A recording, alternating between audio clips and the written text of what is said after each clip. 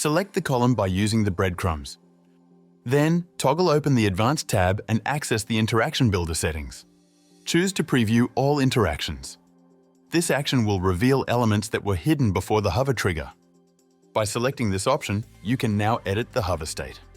To change the arrow icon, first click on it. Then, click the Insert button in the toolbar. Search for the shape you wish to add.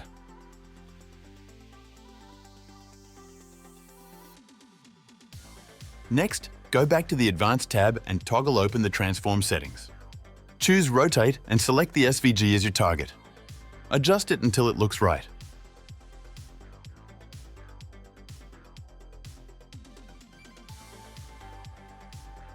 To alter the icon color, return to the main settings and toggle open the icon color settings.